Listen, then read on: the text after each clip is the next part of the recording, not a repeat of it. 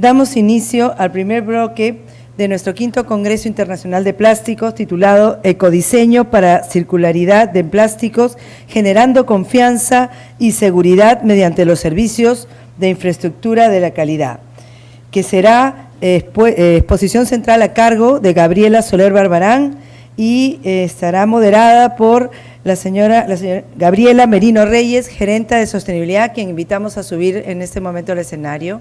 Gabriela, por favor.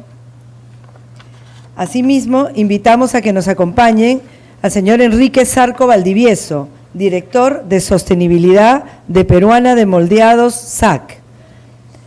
Por favor. La señora Gabriela Velarde Medina, jefa de proyectos de Recíclame, y a Juliana Vidal Villaorduña, asesora del despacho ministerial del MINAM. Gabriela, por favor.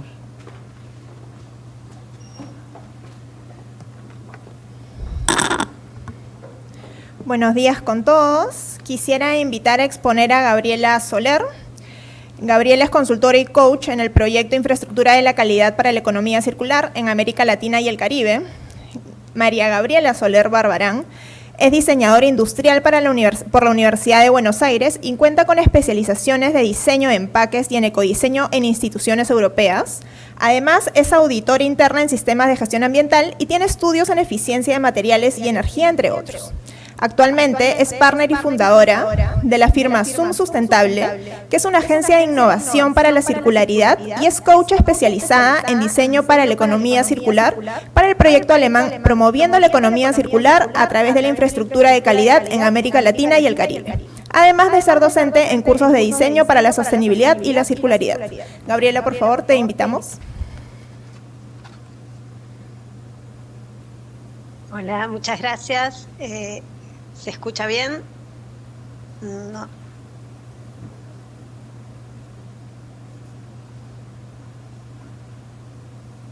Hola.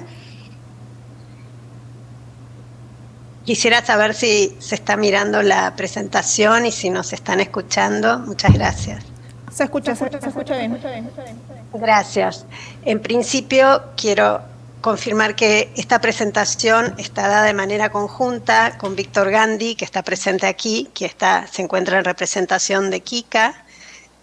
Así que cedo la palabra a Víctor, que va a hacer la presentación institucional del proyecto para el cual estamos colaborando, y después entro a hablar de lleno en los temas de ecodiseño. Gracias, Víctor. Perfecto, Gabriela, muchas gracias. Espero que sí me escuchen.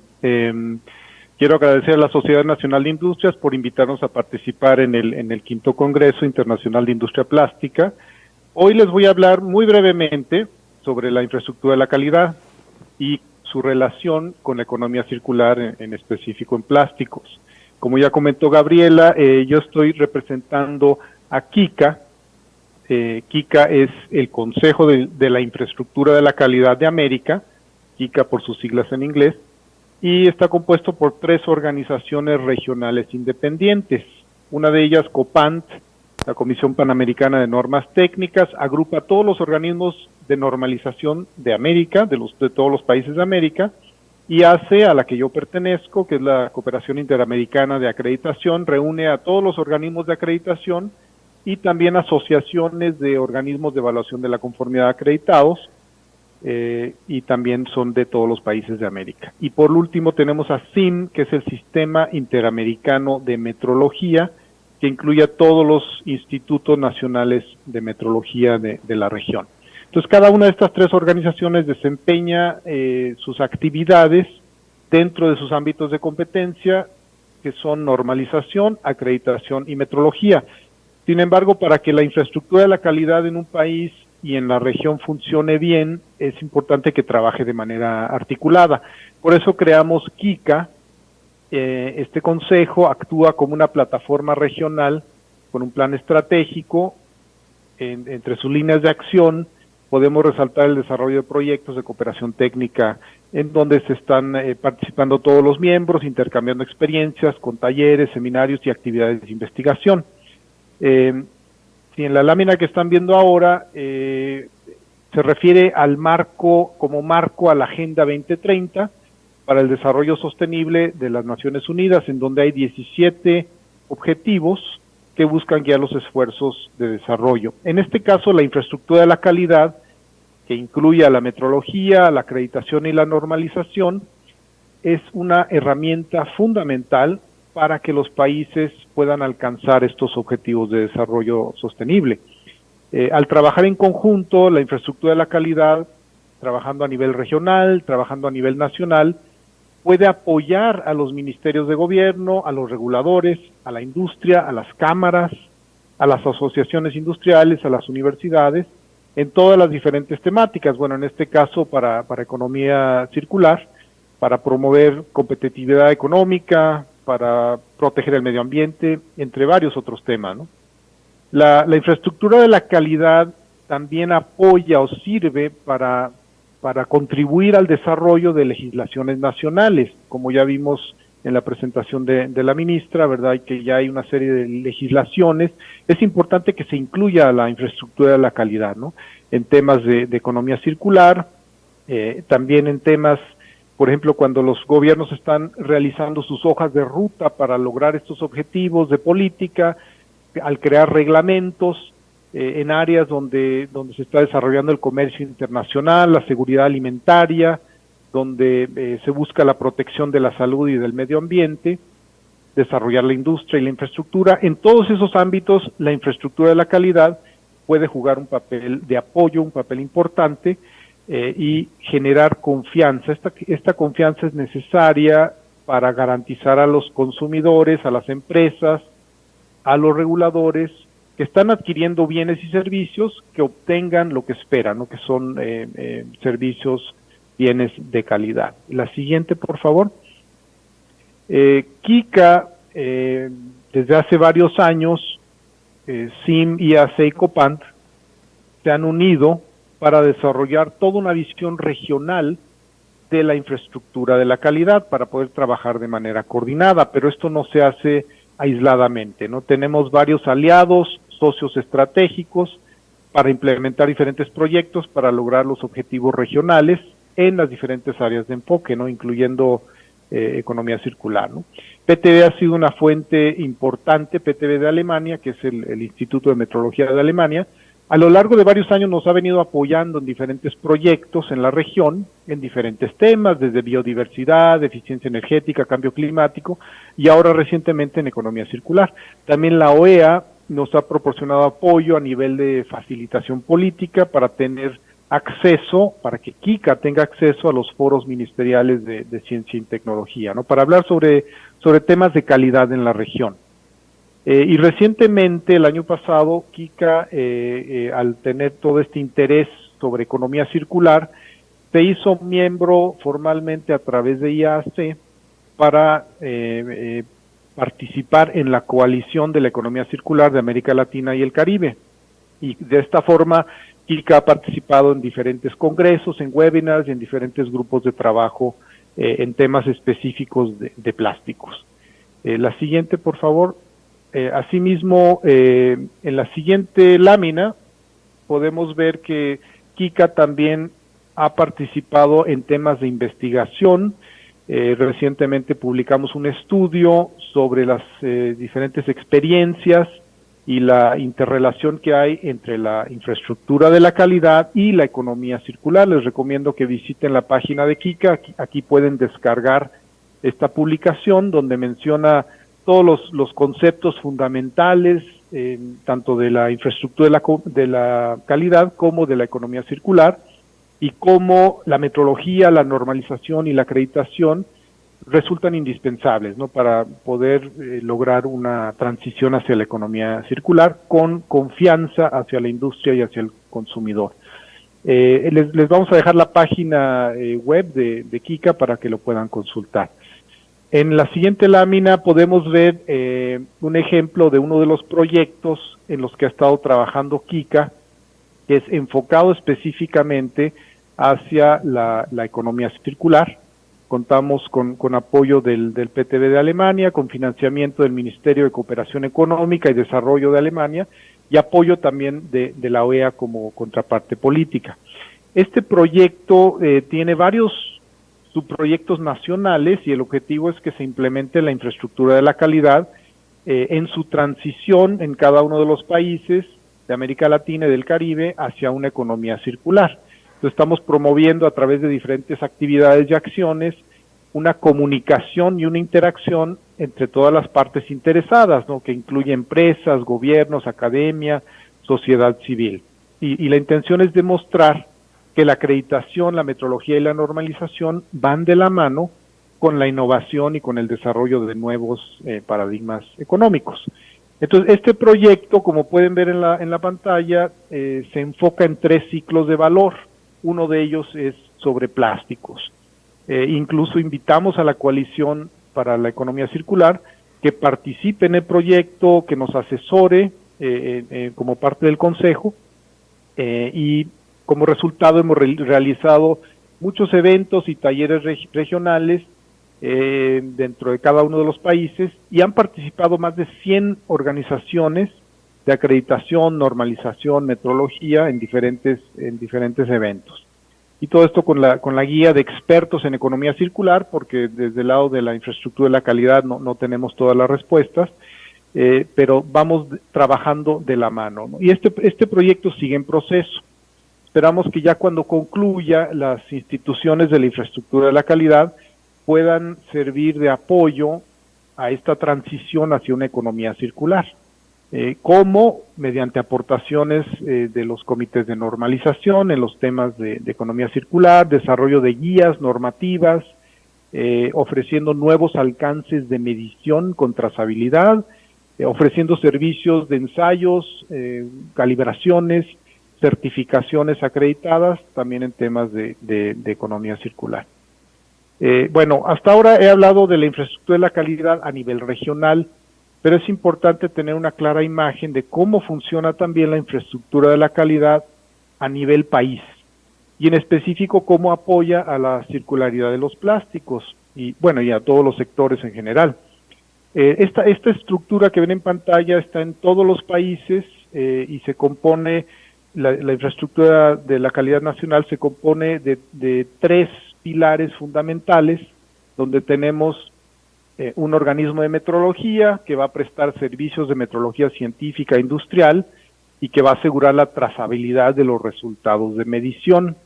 Tenemos, por otro lado, un organismo de normalización que se va a encargar de desarrollar todas las normas internacionales y participar en comités de normalización, en el caso de economía circular, las que se vayan desarrollando y surgiendo. Y por otro lado tenemos un organismo de acreditación que va a evaluar a los organismos de evaluación de la conformidad para asegurar que tengan competencia técnica. El otro pilar paralelo tenemos la vigilancia del mercado, que está ejercida generalmente por una autoridad del gobierno.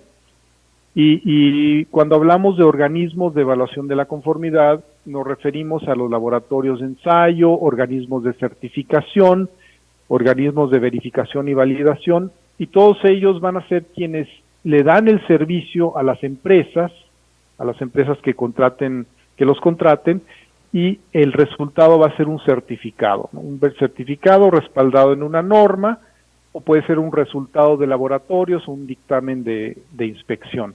Entonces, todo este sistema de la infraestructura de la calidad se basa en confianza, ¿no?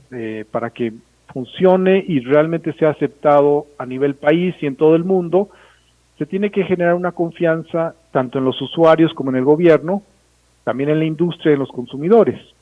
Y bueno, está muy ligado también a la economía circular para que pueda funcionar y tener componentes de tercera parte que puedan avalar que los productos de calidad que se están ofreciendo al mercado realmente son lo que se dice. Ahí es donde interviene la infraestructura de la calidad. Bueno, esto es algo muy breve, espero haberles dado un breve panorama, y con esto termino mi intervención y le paso la palabra a mi colega Gabriela para que nos hable ya sobre el ecodiseño. Muchas gracias. Bueno, muchas gracias, Víctor. Muchas gracias. A ver, aguárdenme, quiero ver si podemos seguir avanzando. Bueno, en toda la presentación de Víctor Gandhi sobre la infraestructura de la calidad, yo formo parte como experta del sector plásticos del proyecto de calidad de Quality Infrastructure for Circular Economy. Entonces, desde ese lugar y en colaboración que estamos realizando con la Coalición de Economía Circular, es que fuimos invitados a presentar temas de ecodiseños vinculados a la circularidad de los plásticos. Fue muy interesante poder escuchar a la ministra Albina Ruiz y a Jesús Nishi, la perspectiva justamente integradora que tienen sobre los plásticos, y justamente ya han mencionado ellos de alguna forma cuáles son estos aspectos prioritarios en la circularidad de los plásticos. Antes de entrar de lleno en el ecodiseño, les quería compartir unas investigaciones, un documento que está por salir próximamente junto con la coalición, donde estamos hablando justamente cuáles son estos aspectos prioritarios para el sector de plásticos para una economía circular. En un último reporte de Naciones Unidas, nos sirve esto de enfoque, de marco para plantear el tema, se plantea que el cambio se requiere un cambio sistémico en la economía de los plásticos, no solo enfocarnos en el tema plásticos y sus materialidades, sino la mirada sobre todo el sistema donde se mueve el plástico. Y en este último reporte, que aquí abajo después cuando les comparta tienen el link sobre cómo cambiar, cómo hacia avanzar, crear una economía circular para dando fin a la contaminación por plásticos. Hay tres grandes cambios que se requieren en el mercado, que son en el mercado de los plásticos, ¿no? El reuso de productos, el reciclado, y reorientar o diversificar también los productos, la sustitución, todo esto apoyado en, como bien había remarcado la ministra Albina Ruiz, sobre las políticas y los marcos no regulatorios.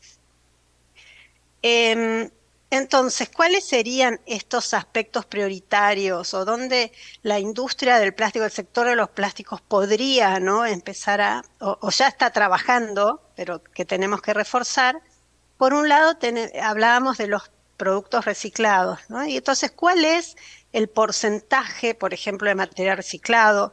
Y cuando hablamos de materiales reciclados, los ciclos limitantes, los plásticos no pueden ser reciclados indefinidamente. Entonces, necesitamos data, información, ensayos, certificaciones para empezar a reconocer cuáles son estos ciclos, cómo se van acumulando en el material reciclado dependiendo de la tecnología de reciclado, los químicos preocupantes. Para esto es importante también la trazabilidad.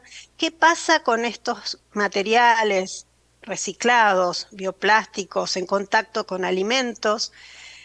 El gran tema de los microplásticos y nanoplásticos, ¿no? Las fugas a los ambientes acuáticos y terrestres, de qué manera, con qué herramientas podemos empezar a trabajar para minimizar, eliminar el problema.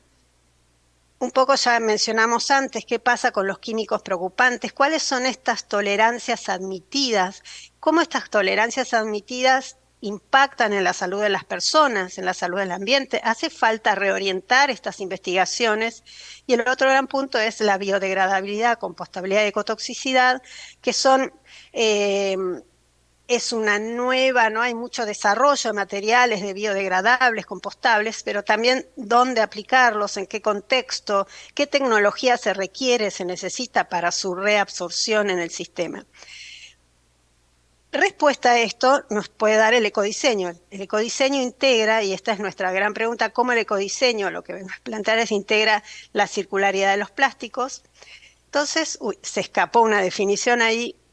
Quería empezar con la parte aburrida, que son las de las definiciones, pero son las que nos permiten, ¿no?, dar el marco de lo que es justamente el ecodiseño. Entonces, el ecodiseño en general fue planteado como la minimización de impactos ambientales. Hoy en día, cuando hablamos de ecodiseño, hablamos ya de un modelo de gestión estratégica donde consideramos impactos ambientales, pero también los impactos sociales y económicos en todo el ciclo de vida de un producto, considerando el producto como bienes y servicios, en procesos, en organizaciones, cuando hablamos de ecodiseño, un paso interesante es hablar del pensamiento de ecodiseño, que es como, bueno, yo vengo del diseño industrial, venimos del pensamiento de diseño, entonces posicionar el pensamiento de ecodiseño no solo en el momento que estamos hablando de un producto, sino cuando ya estamos generando las estrategias para prefigurar un nuevo producto, cuando estamos analizando nuestra organización. Entonces, el pensamiento de ecodiseño no va solo al producto,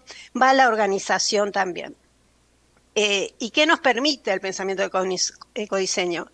Mapeando los sistemas, identificar puntos críticos y encontrar esas oportunidades de innovación en toda la cadena de valor.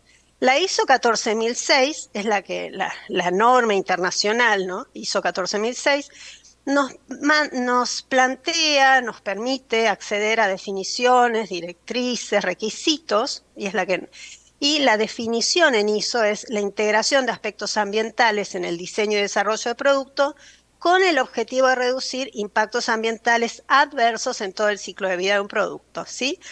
Un aspecto donde la ISO 14006 pone especial énfasis es en la mirada multifuncional, es decir, asegurar que todas las funciones, y yo diría más que multifuncional, podríamos hablar de especializaciones, ¿no? Multidisciplinar, no me salía la palabra, multidisciplinar, para que las organizaciones y todos los sectores de la organización se comprometan con esta mejora. Y hablamos de los sectores de marketing dentro de una empresa, los sectores técnicos, los sectores comerciales. Y aquí la ISO pone especial énfasis en que se requiere justamente una mirada de los altos mandos, de las altas gerencias, en la mirada estratégica para lograr los buenos resultados en ecodiseño. La principal herramienta que nos ofrece el ecodiseño, y es la herramienta fundamental, y es la que vincula directamente con el ciclo, con la perspectiva de ciclo de economía circular, es el enfoque de ciclo de vida. ¿Qué es el enfoque de ciclo de vida? Son las etapas continuas por las que una materia se va modificando desde sus inicios, que cuando hablamos del ciclo de vida de materiales poliméricos, hablamos de materias primas biobasadas, materias primas de base fósil, materias primas recicladas, y las distintas etapas por las que va pasando en su producción, transformación, distribución e instalación. Imaginemos no solo en la distribución, sino en instalación, por ejemplo, una cañería plástica en la industria de la construcción. Siempre cuando hablamos de plásticos por ahí tendemos a pensar en envases, pero los plásticos están en la agroindustria. Hay muchísimos sectores, como bien mencionaba Jesús Nisi también, el plástico está en todos nuestros sectores, ¿no? Si miramos alrededor, como comentó la ministra Albina Ruiz, estamos rodeados de plástico. Entonces, muchas veces nos lleva al sector del packaging. Sí, es verdad que el packaging es el que mayores fugas al ambiente, contamina por las fugas al ambiente, y es el porcentaje que mayor cantidad de producción, ¿no?, se realiza, pero hay otros ámbitos también, otros sectores del plástico. La etapa de uso, ¿no? Y desde la perspectiva de la economía circular, donde en uso hablamos de reutilización, mantenimiento, reparación, refabricación, remanufactura, actualización. La disposición final, es decir, qué pasa, en dónde termina este producto una vez que termina su uso, en vertederos, en rellenos sanitarios, legalmente gestionados y bien gestionados, con buenas prácticas, en vertederos a cielo abierto, y cómo para cerrar el ciclo, cómo la industria recicladora, ¿no?, capta a través de lo que es el negocio de los materiales secundarios estas materias primas para ser reinsertadas en el sistema. Esta es la principal herramienta del ecodiseño, ¿no? Cuando hablamos en la ISO 14006, marca 3 aspectos conceptos. O sea, para esta conversación de 20 minutos voy muy rápido y quisiera llegar a todos los puntos que me gustaría mencionar, ¿no? Los conceptos claves: la minimización del impacto ambiental adverso en cada una de estas etapas. Cuando hablamos de ecodiseño, la mirada sistémica, que nos ofrece el enfoque de ciclo de vida es lo importante, ¿no? ¿Por qué?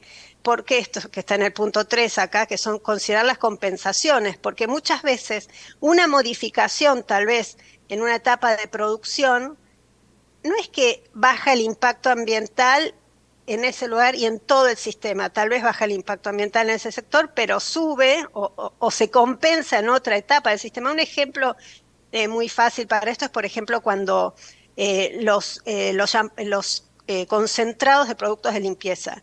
En la etapa de producción y transformación hay una gran reducción del impacto sobre el agua, ¿no? Porque al concentrar el producto hay menos agua en la utilización, pero el agua no es que se elimina, sino que se incorpora en la etapa de uso, entonces se compensa en otra parte del sector.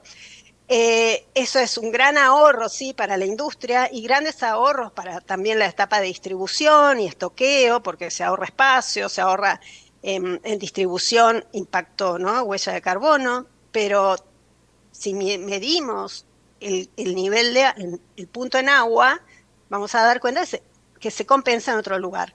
¿Es negativo, positivo? No, pero justamente a lo que va el concepto es dónde se compensa lo que se baja en un lugar o si realmente se logra bajar. Y para esto es necesario lo que está acá en este punto P, que es identificar, ¿no? Identificar estos puntos críticos, evaluar cualitativamente, porque el enfoque de ciclo de vida nos da estas dos visiones, lo quali, que es el pensamiento, ¿no? Del enfoque de ciclo de vida, y después lo cuantitativo, que hay distintas herramientas, ahora les voy a comentar. Cuando seguimos de lo quali y que se puede intentar cuantificar, están las entradas, o sea, en cada una de estas etapas, producción, transformación, distribución, ¿qué entra? Entra materias primas, entra energía, entra agua. ¿Qué sale? ¿Cuáles son los impactos? Y esto se va a medir después en términos de potenciales impactos, residuos, emisiones, subproductos, vertidos. Entonces, el enfoque de ciclo de vida es identificar cada una de las etapas, ¿sí? Pero también identificar en estos niveles, materia prima, energía, agua, y qué sale, qué es lo que estamos generando, ¿no? Esta mirada es lo que nos va a permitir brindar la solución de diseño en distintos sectores, en distintos niveles, no solo en los niveles ambientales, sino llevémoslo también a aspectos sociales, aspectos de usabilidad, aspectos funcionales del producto. Ahora, ¿cómo? O sea, ¿qué herramientas tenemos para evaluar esto o para identificar? Pues son 3 etapas: identificar, evaluar y después la tercera etapa es comunicar, ¿no? Entonces, acá tenemos una gran diseminación, un gran conjunto de muchas herramientas. Algunas, fíjense que acá abajo van de lo cualitativo a lo cuantitativo, y las herramientas puramente cuantitativas son las basadas en el ciclo de vida, en Life Cycle Assessment, que es evaluación de ciclo de vida, análisis de ciclo de vida. También existe otra herramienta que es el análisis del ciclo de vida. Está el ambiental, el de costos, el social. También tenemos, por ejemplo, una huella de carbono. Una huella de carbono también es una parte ¿no? Es un indicador que nos ofrece el análisis del ciclo de vida. Y tenemos otras herramientas más sencillas como los checklists, la rueda estratégica, las matrices MET, que pueden ser semi-cuantitativas. Matriz MET son matrices que se utilizan para análisis, justamente para diagnosticar el estado de sustentabilidad de un determinado sistema. Donde matriz se refiere a materiales, energía, a tóxicos. También se puede agregar residuos y se puede generar después y personalizar las matrices en relación a cada sector, a cada industria. Y con el enfoque de ciclo de vida, o sea, en cada uno de estos niveles, materiales, energía, toxicidad, que entra. Entonces son herramientas bastante ágiles para poder empezar a tener este mapa, el mapa de nuestro sistema. Muchas de estas herramientas, como el ciclo de vida, requieren de una base fuerte, de un software importante por la gran cantidad de manejos de información que se requiere. Entonces está el CIMAPRO, el Gavi y demás, acá tienen unos links. Y también está, por ejemplo, para la valoración estratégica ambiental, que va más relacionada a los checklists y a la rueda estratégica, hay una herramienta gratuita que se llama EdTool que nos permite personalizar cuando estamos en una etapa de diseño, o sea, antes de largar un producto, previsualizar en base a algunos datos también el impacto. Vamos a un ejemplo, por ejemplo, de checklist, ¿no? De que estas preguntas que nos sirven para empezar a evaluar. Si nos paramos en lo que es el tema de materiales, ¿no? Acá, cuando les mostraba el ciclo de vida de los materiales poliméricos, hablábamos de materias primas biobasadas, base fósil. Entonces, este enfoque de ciclo de vida, ¿qué preguntas podemos hacer para empezar a discernir y hacer este diagnóstico de un producto? ¿Qué problemas surgen en producción y suministro? ¿Qué materiales se pueden sustituir que se detecten que tengan alta carga ambiental? ¿Que se están utilizando materiales renovables? ¿Se están usando materiales reciclados? Se redujo cuando hablaba justamente la ministra Albina Ruiz sobre los monomateriales, ¿no? ¿Qué tipo de materiales tenemos? ¿Se puede reducir? ¿Se puede mejorar? ¿Existen tecnologías que lo permitan? Se eliminaron, hay químicos preocupantes, estoy al tanto del estado de la ciencia en cuanto a químicos preocupantes. Y después están, una vez que uno detecta mediante este panorama del ciclo de vida, las estrategias de diseño aplicables para cada una de las etapas: minimización, uso de materiales, evitando materiales tóxicos, el tema de ver materiales escasos, productos o materiales innecesarios. Acá estamos solo enfocados en materiales, por eso hablo de esto, ¿no? Materiales innecesarios, cómo se puede reducir y optimizar el peso del producto, cómo se puede optimizar el volumen de los productos. Estas preguntas solo haciendo foco en la primera etapa del ciclo de vida. Repetir otras preguntas similares que no nos da el tiempo para poder analizar y evaluar nuestro ciclo de vida, nos va a empezar a dar respuestas que después las podemos cuantificar. El modelo cuantificador, o sea, la metodología para cuantificar es el análisis del ciclo de vida, el CA o ACV en castellano, que mide, o sea, determina estas potenciales contribuciones a diferentes categorías de impactos ambientales. O sea, miramos, y en lo que vimos antes estábamos evaluando cuáles son las entradas, cuáles son las salidas. A partir del análisis del ciclo de vida obtenemos información exacta, precisa, basada en ciencia, sobre los potenciales impactos ambientales, que son las huellas ambientales, ¿no? Calentamiento global, destrucción de capas de ozono, acidificación. Es la foto de nuestro producto como de nuestro sistema producto, y bueno, después también en determinados límites. Por eso, comparar productos que hayan realizado un análisis de ciclo de vida es delicado, porque pueden variar los límites del sistema.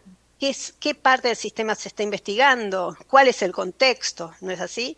Bueno, y algo más que quería agregar es que el análisis de ciclo de vida es parte, por ejemplo, del ecoetiquetado, ¿no? Las declaraciones ambientales de producto exigen un análisis de ciclo de vida a los productos que quieran que reciban esta declaración ambiental. Un análisis de ciclo de vida no significa que es mejor ambientalmente, ¿no? Nos da el análisis de la situación. En base a esa información empezamos a trabajar y a comparar. La ISO 14040 es la que nos da los principios y marcos de referencia, y la ISO 1444 también los requisitos y guías para análisis de ciclo de vida. Y justamente basados con el aporte y el apoyo de software especializados, y es realizado por personas expertas técnicas especializadas.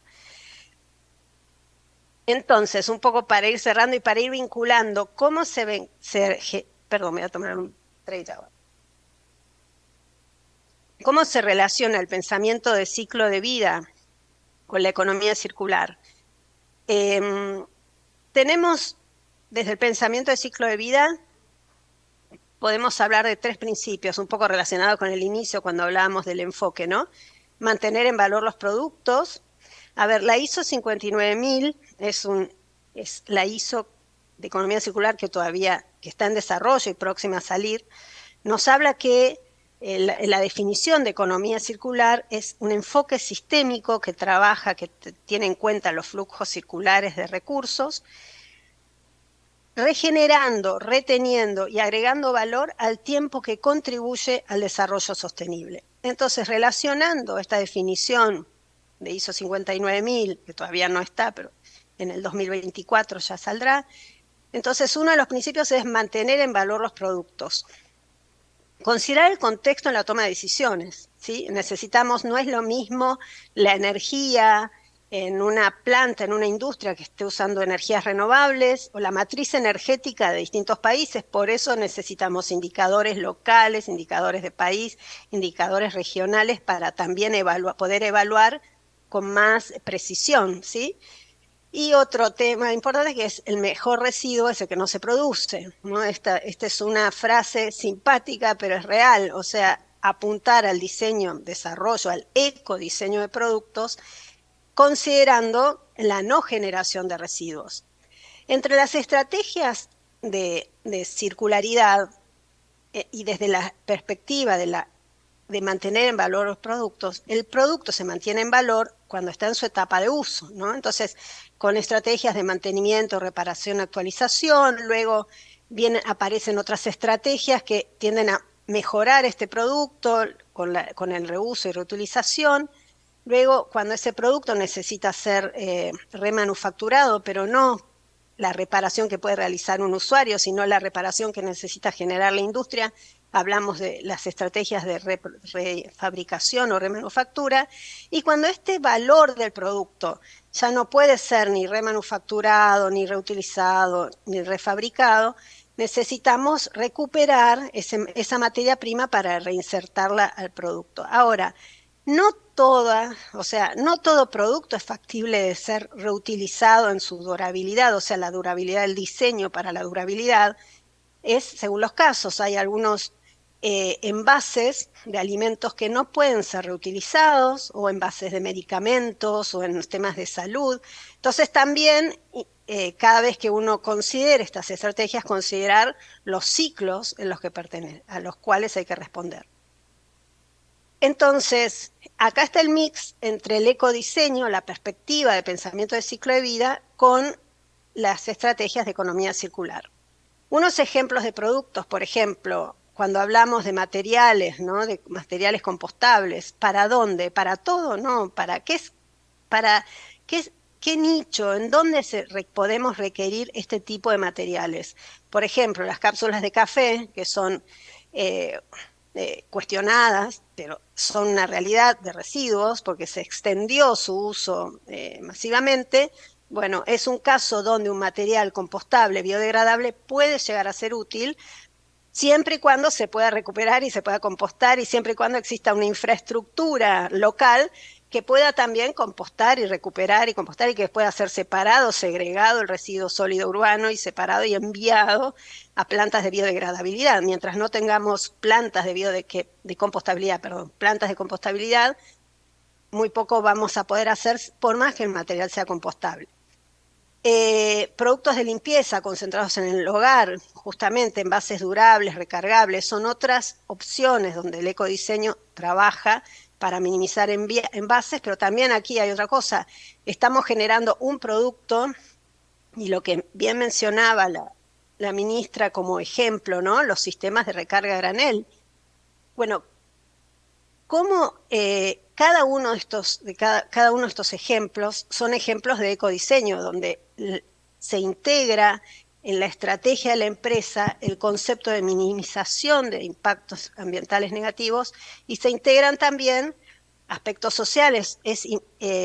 Por ejemplo, es imposible pensar en una recarga sin conocer cuáles son las experiencias de los usuarios, sin saber a qué tipo de usuario le vamos a plantear, sin conocer a las personas, y acá es como estamos hablando del diseño también para las personas. Bueno, y para cerrar, también en cada uno de estos aspectos, cómo se integra la infraestructura de la calidad, ¿no? En cada uno de estos ejemplos que estuvimos mirando, justamente se requiere apego a normativas, regulaciones, considerar, por ejemplo, en los envases de recarga o los sistemas de refill, cómo se va a acreditar, o cómo se va, no, vamos antes, otro ejemplo, cómo se va a trazar o medir, ¿no?, la cantidad de producto que se va a envasar en el momento de uso y de preparación.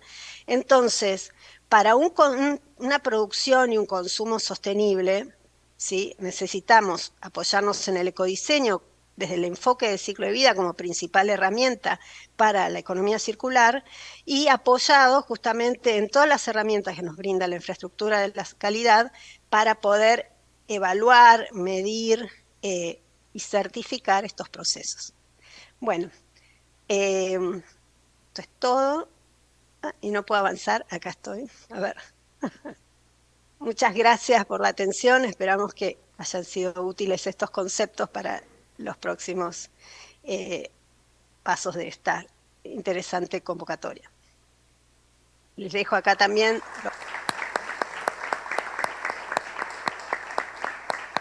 a nivel regional.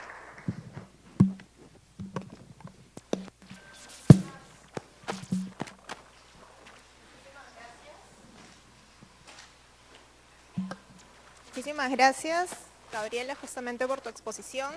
Definitivamente no es en vano que hemos elegido el ecodiseño como ser nuestro primer punto dentro de estas charlas técnicas. Yo estuve el año pasado aquí acompañándolos, de hecho también como panelista, donde justamente les explicaba y les comentaba sobre una idea innovadora que estábamos trabajando con nuestra empresa, que era justamente un tema de simbiosis industrial, donde juntábamos los residuos de la industria plástica y a la vez los residuos de una industria agrícola para crear un nuevo compuesto, que era el plástico madera. Entonces vemos que hay veces que tenemos que ir un poquito más allá a veces del sector en el que estamos y ver cómo podemos trabajar en conjunto. Es muy grato para mí realmente poder estar aquí acompañada de grandes referentes ahorita en el sector. Realmente el ecodiseño, si nosotros trabajamos en el ecodiseño, podemos reducir hasta el 80% de los impactos ambientales que justamente se generan.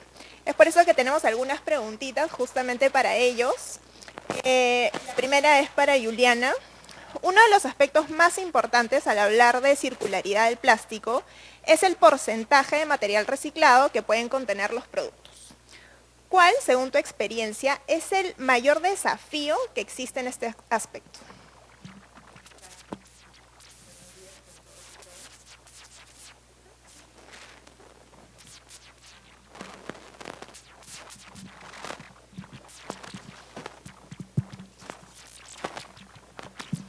Todos y todas. Bueno, en realidad, como ya la ministra lo expuso, nosotros tenemos a nivel nacional esta normativa que es la ley de plástico, como lo pone no es únicamente preventiva, sino busca también cómo promovemos la circularidad. Y a raíz de esto, el 15% de material reciclado es un impulso para ver todo el tema de la cadena de valor del reciclaje. Yo creo que uno de los grandes retos de esta incorporación del material de reciclaje termina siendo cómo obtenemos el insumo o la materia prima. En este caso, el plástico reciclado. Okay. ¿Me escuchan? ¿Pero sí escucharon algo? Ok, entonces decía que uno de los grandes retos es cómo obtenemos el plástico que va a ser utilizado o incorporado en las cadenas de valor, ¿no? Entonces nosotros sí somos conscientes como Estado que, si bien es cierto se han avanzado mucho en el tema normativo, aún queda este trabajo que hay que realizar con los gobiernos locales. ¿Cómo promovemos la cadena de valor del reciclaje? Solo imaginemos en el plástico, ¿no? Entonces, tenemos como un dato referencial que hoy por hoy se está reciclando solo el 1.8% de material que puede ser aprovechado. Entonces, hay un tema muy importante que es trabajar en el tema de segregación en la fuente, en las casas. Y para ello, desde el Ministerio del Ambiente y en alianza con las empresas, por ejemplo, con Recíclame, estamos trabajando en estos grandes corredores cómo llegamos a sacar un residuo de un pueblo pequeño, porque finalmente eso lo entierran, ¿no? Eso se queda. Es ilógico pensar que alguien puede pagar por traer esos residuos. Creo que en el caso hay una industria, la industria AGE, que es uno de sus auspiciadores, que recupera los residuos de plástico de Cusco. Y nos decían que ese es uno de los residuos más caros para sacarlo, porque uno va con el flete, digamos, con el vehículo vacío. Entonces, ¿cuánto es que terminas pagando por ese plástico, ¿no? Entonces, para eso sí estamos trabajando de la mano, y lo señalaba porque si nos remontamos un poco más atrás, la ley integral, la ley de gestión de residuos sólidos del año 2000, más o menos, miraba o contemplaba mucho el aspecto sanitario. Con esta modificatoria o con esta nueva ley de gestión integral de residuos sólidos, sí creo que se pensó que el residuo era un insumo, y por eso es que el concepto de material de descarte, para facilitar también toda esta cadena de valor, ¿no? Entonces, estamos trabajando de la mano con la industria, porque necesitamos saber, para poder legislar o normar, necesitamos validar cosas, y estamos trabajando. La semana pasada hemos estado en Trujillo validando con Recíclame alguna información muy importante de cómo se mueve el mercado del plástico, pero no solo del plástico, ¿no? Importante trabajar también cómo traemos un vehículo distintos residuos. Entonces eso es básico. Y yo creo que también algo que es importante es cómo incorporamos a los recicladores en esta cadena de valor. Entonces, yo creo que es esa, Gabriela, el principal desafío de cómo movemos el mercado de reciclaje, validando ya en campo la información, porque ese 1.8% que hablamos es de todos los residuos, ¿no? Entonces, si queremos poner más énfasis al tema de plástico, hay que validar, hay que informarnos, y estamos trabajando también a todo lo que es las macrorregiones, norte, la del centro y la del sur, que es básicamente traer todos los residuos que se puedan utilizar en Lima y aquellos que puedan moverse dentro de los propios territorios. Muchísimas gracias, Juliana. En realidad, sí, ¿no? Definitivamente contar con esta disponibilidad de porcentaje de material que podamos reciclar es un reto, es un desafío, pero vemos que ya muchas industrias lo están haciendo. Entonces, como mencionaba Albina al inicio, ¿no? Se empezó con un 15%, pero vemos empresas que están implementando un 25% y han llegado ya a un 50% en sí. Entonces, es un reto que definitivamente asumimos, el hecho de poder llevar esto también a regiones, ¿no? Para justamente traer estos insumos mismos, porque son insumos al final, ¿no? Entonces, eso es un desafío muy grande. Sin embargo, estamos actuando frente a eso, y creo que era súper importante empezar esta primera ronda de preguntas con cuáles son los desafíos, porque también son unos buenos retos que nos ponemos en el día a día, ¿no? Una pregunta justamente para Enrique. El ecodiseño debe de tomar en cuenta todo el ciclo de vida del producto, como justamente nos han mencionado en la exposición. ¿Qué recomendaciones tendríamos para poder hacer este análisis de ciclo de vida en el sector plástico de manera exitosa? Gracias, Gaby. Muy buenos días. Efectivamente, cuando hablamos de ecodiseño o hablamos de explorar alguna nueva alternativa en el diseño o en cualquier parte del ciclo de vida de un producto, es necesario considerar todos los impactos que se van a derivar a raíz de eso en todo el ciclo de vida, ¿no? Muchas veces pasa que, o antes se escuchaba tal vez más, no, eliminemos los plásticos, cambiemos todo por cartón, por vidrio, etc. Y efectivamente tal vez estos productos o alternativas en algún campo del ciclo de vida podían tener un mejor desempeño, pero empezaban a haber compensaciones atrás, en huella de carbono, que es algo que tal vez no podemos ver, en uso de energía, uso de agua. Y analizando estos casos en los últimos años también llegamos a la conclusión que en realidad no es que haya un material perfecto o un material que sea el demonio, sino que ya depende de cada caso en específico, en cada sistema específico, y es así como debemos analizar para poder encontrar cuál es la mejor solución. Es muy importante ver cuando se analiza el ciclo de vida todo como un sistema, porque el producto cumple un rol más allá de la propia fabricación y cadena de comercialización que puede tener. Por ejemplo, en el caso de empaques para alimentos, una bandeja puede contener un pedazo de carne y puede protegerla y evitar que ésta se descomponga. Y al prolongar el tiempo de vida de esta carne o cualquier alimento que pueda contener, también dentro de todo su sistema está generando un beneficio al medio ambiente. La ministra Albina comentaba que 30% de la comida que se genera a nivel mundial se termina desperdiciando y eso tiene un impacto muy fuerte también. Entonces, al fabricar un producto que pueda proteger estos alimentos, estamos reduciendo el impacto en el ciclo de vida de todo como un sistema. Esas herramientas también nos permiten mucho poder hacer comparaciones y poder jugar tal vez o explorar nuevas alternativas. Por ejemplo, ¿cómo cambia el impacto de un producto si yo aumento el contenido de material reciclado? O si cambio un tipo de plástico a otro material. Si cambio el empaque del producto y eso me permite un mayor cubicaje, si disminuyo el peso del producto y empiezo a utilizar menos materiales. Y todo eso se va a poder cuantificar y vas a poder tener métricas con las cuales vas a poder comparar y poder llegar realmente a un resultado que sea un poco más allá de lo que muchas veces nosotros creemos o por la experiencia conocemos, ¿no? Como toda herramienta también tiene tal vez sus desventajas y es que es más fácil aplicarla en productos que ya están diseñados, que ya cuentan con una cadena, que en productos nuevos porque hay que empezar a asumir varias cosas.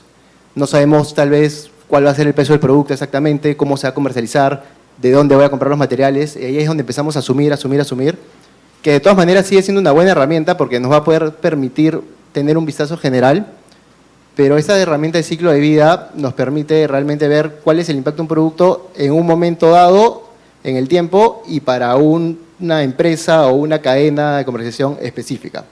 Entonces no es algo estático, hay que continuar actualizando estos estudios conforme van cambiando. Y eso, lo malo también es que suelen tomar mucho tiempo y pueden ser un poco caros. Entonces, desde eso para cerrar la idea, les quiero compartir una herramienta que hemos desarrollado en Pamolsa de uso interno y que creo que es un buen ejemplo que pueden utilizar otras empresas, que es una calculadora interna, digamos, del ciclo de vida de nuestros productos, donde hicimos todo el trabajo por un año de adelantamiento de todos nuestros procesos productivos, consumos de energía, aguas, materiales, eficiencias de las plantas, etcétera, para ya tener toda esa información cargada en una caja y a raíz de ahí tomando también información de bases de datos internacionales para el uso, por ejemplo, para cuantificar, por ejemplo, los impactos de la cadena logística, comercialización, de las materias primas que utilizamos, ya podemos tener un estimado rápido en cuestión de días de cuál va a ser el impacto de cualquier proyecto, nuevo producto, un cambio. Y esto nos permite también poder tomar decisiones teniendo esto casi en tiempo real y así pensar en cuál va a ser el impacto de un producto desde el diseño, ¿no? Que es donde, como comentabas, donde se define realmente qué tan bueno o malo va a terminar siendo. Gracias. Muchísimas gracias, Enrique. Totalmente cierto, hay que verlo todo como un sistema. Al final se trata de eso y la información realmente es la clave aquí, ¿no? Uno como empresa tiene esta información y tiene que desarrollar también esas herramientas, como bien mencionas que han hecho en Pamolsa, ¿no? Bueno, nuestra última preguntita justamente para finalizar, Gabriela. El ecodiseño es posible y existen grandes casos de éxito que permiten considerarlo una herramienta estratégica en la industria plástica. ¿Cuál, según tu experiencia, sientes que es el caso de éxito que más te ha llamado la atención? Gracias, Gabriela, por la pregunta. Bueno, creo que hace unos años podía darle algunos ejemplos, pocos ejemplos, de lo que era ecodiseño en el Perú. Actualmente las iniciativas han aumentado enormemente, cada vez existen más iniciativas, incluso voluntarias, la mayoría de ellas, en donde ya se trabaja el ecodiseño. Normalmente antes se buscaba trabajar sobre todo en la última fase del ciclo de vida del producto, que era la recuperación o incluso mucho antes la disposición adecuada del envase o el embalaje. Sin embargo, ahora las empresas también están mirando desde el inicio del proceso, ¿no? En la parte del diseño del envase, del diseño del producto, que no solamente incluya material reciclado en la composición de en muchos casos, sino incluso la reducción del gramaje del material que se está utilizando. Creo que eso es un punto bastante importante. Algunas iniciativas enfocadas, por ejemplo, en plástico son aquí Pamolsa, por ejemplo, que todos sus empaques de plástico PET tienen mínimo 50% de plástico reciclado. Otras iniciativas también que tienen los envases, como mencionaba la ministra, de 100% de plástico reciclado e incluso la reducción del gramaje del plástico que se utiliza. Así como estas, hay iniciativas que vienen liderando el sector. Sin embargo, también hay otras empresas que también relacionadas a plástico buscan innovar sus procesos para trabajar temas de ecodiseño. Por ejemplo, la recuperación de baldes de pintura, que estamos trabajando desde Recíclame con algunas empresas, para que estos puedan volver a reinsertarse dentro del proceso productivo y utilizar este plástico dentro de la composición de los envases o los baldes de plástico de pintura, que normalmente nosotros no pensamos que estos baldes podrían ser reciclados y volver a ser reincorporados. Desde Recíclame vemos este tema bastante importante y por eso es que incluso hace unos años hicimos un estudio de análisis del flujo de materiales en donde pudimos evidenciar que ya existe, incluso antes de la norma de plástico que existe en el país, ya existían iniciativas que brindaban la oportunidad de que en promedio, por ejemplo, a nivel de plástico, los envases que son puestos en el mercado nacional incorporan 35% de material reciclado en la composición de los nuevos envases. Y no solamente esto pasa en plástico, también, por ejemplo, en vidrio, ¿no? Que los envases tienen un aproximado del 25% de material reciclado en la composición de nuevos envases. Esto muchas veces por iniciativas voluntarias.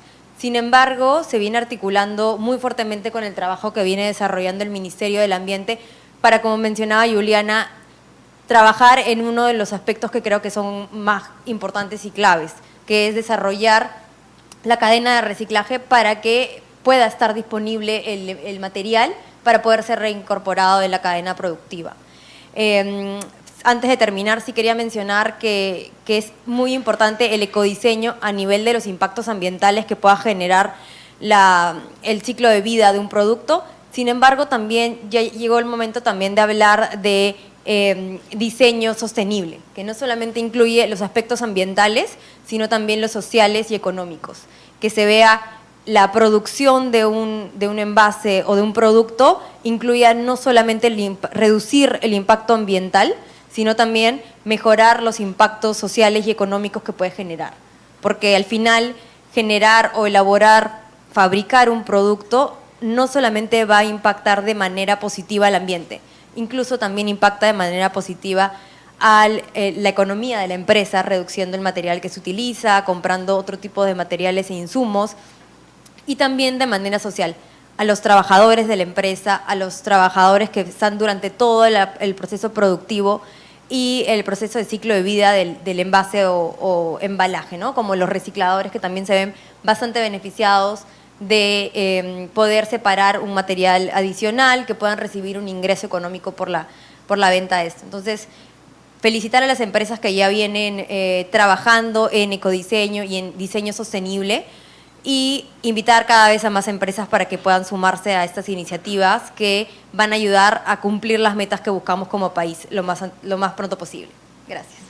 Muchísimas gracias, Gabriela. Es verdad, definitivamente el tema de sostenibilidad va mucho más allá del tema ambiental, ¿verdad? Y lo mencionó justamente nuestro presidente, Jesús Salazar, cuando nos hablaba, ¿no?, que tenemos que enfocarnos también en el aspecto económico, social y ambiental para lograr una verdadera sostenibilidad en el largo plazo, además, ¿no? Y para eso justamente herramientas como pensar en el ecodiseño nos permite justamente llegar. En realidad quisiera agradecerles a todos su participación, por favor pedirles a todos un fuerte aplauso para nuestros panelistas.